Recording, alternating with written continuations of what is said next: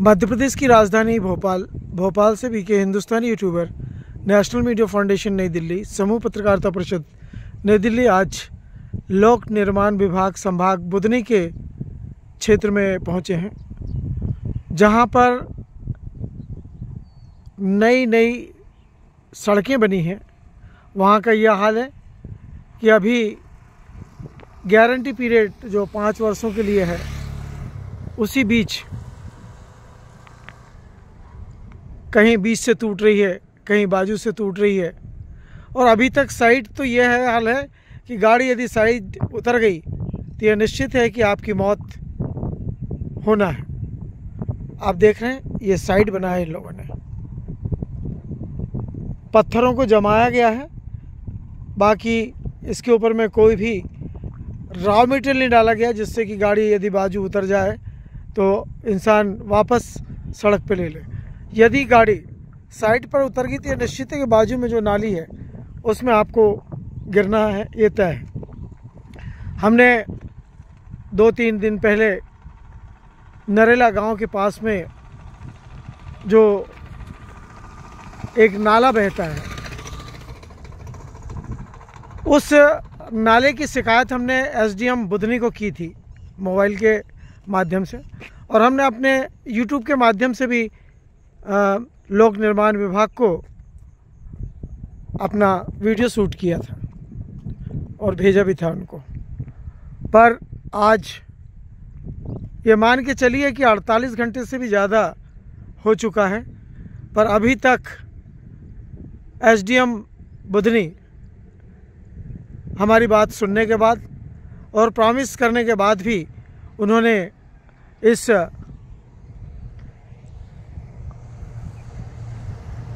Road के ऊपर में जो एक गड्ढा हो चुका है उसको जैन कंपनी के द्वारा ठीक नहीं करवाया गया। इससे ऐसा लगता है कि जिस समय ये रोड का निर्माण हो रहा था उस समय लोक निर्माण विभाग के जितने भी अधिकारी हैं वे सभी किन्हीं कारणों से ठेकेदार से झुके हुए हैं, ऐसा महसूस होता है। क्योंकि जब इंसान कोई लेन देन करता है तो वो दबाव नहीं बना पाता है और अधिकारी भी दबाव को आगे तक नहीं ले जा पाते हैं। मजबूर होकर जनता को न्यायालय पे जाना पड़ता है या मुख्य मंत्री स्तर पर जाना पड़ता है।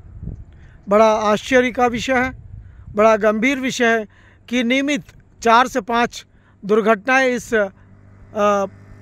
पुलिया के पास में हो रही है। देखिए गाड़ी जा रही है और कितने जम के उछलेगी, ये देखिए आप, वो देखिए उसको ब्रेक लगाना पड़ गया।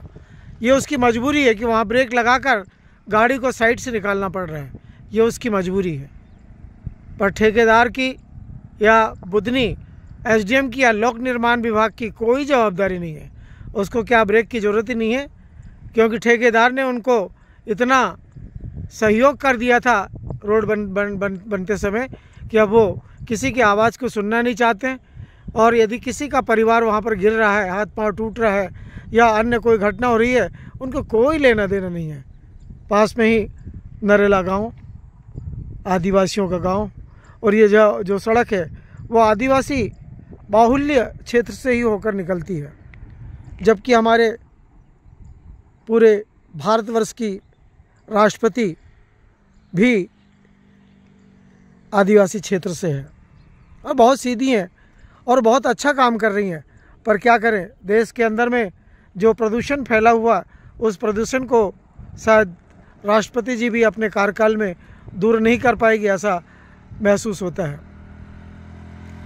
अरे हर इंसान को जब वो जिस रफ्तार से आ रहा है उस रफ्तार को वहाँ पर इतनी कम करना पड़ता है। यदि वह उसी रफ्तार से यदि आए तो निश्चित है कि उसकी मौत पक्की है। जो परसों वरिष्ठ पत्रकार बीके हिंदुस्तानी जी की श्रीमती को हुआ, टाँके लगे, घुटने में चोट, सिर में चोट, गाल पर चोट, छाती पे चोट, वो तो किस्मत अच्छी कि वरिष्ठ पत्रकार बीके हिंदुस्तानी आज भी स्वस्थ हैं और मस्त हैं। उन्होंने गाड़ी को कंट्रोल कर लिया, गाड़ी सही सलामत गड्ढे से उस पार जाकर खड़ी हुई। बीके हिंदुस्तानी जी उतरे और उन्होंने उस स्थान पर गिरी हुई अपनी पत्नी को उठाया। मां नर्मदा का जल उनके बैग में था। मां नर्मदा के जल से सभी घावों को धोया और जो गिट्टी गड़ी हुई थी सिर पर उसे निकालकर वे खैरी अपने जमाई के साथ लेकर गए बारदा होते हुए। और अभी भी वे घर पर बारदा में उनकी बड़ी बच्ची के यहाँ विश्राम में है। पर एसडीएम बुधनी को इतनी शर्म नहीं है कि वो घटनाक्रम को क्षेत्र में आके देखे या संबंधित ठेकेदार को उस कार्य को संपूर्ण करवाने की जवाबदारी सुनिश्चित करे। ऐसे अधिकारियों को निश्चित तौर पर भारत देश में तो रहना ही नहीं चाहिए। ऐसे मुल्क में जाना चाहिए जहाँ रोज़ उनको 4 बेंत पीछे और 4 बेंत आगे लगाई जाए। जबकि एसडीएम बुधनी से मेरी चर्चा हुई,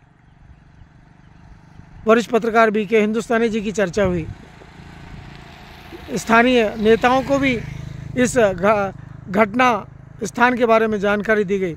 वारे सीहोर जिले के नेतागण और वारे सीहोर जिले के अधिकारीगण, शर्म आती है कि नियमित 2 या 3 मोटरसाइकिलों की वहाँ पर घटनाएं हो रही है और अधिकारी सोए हुए हैं।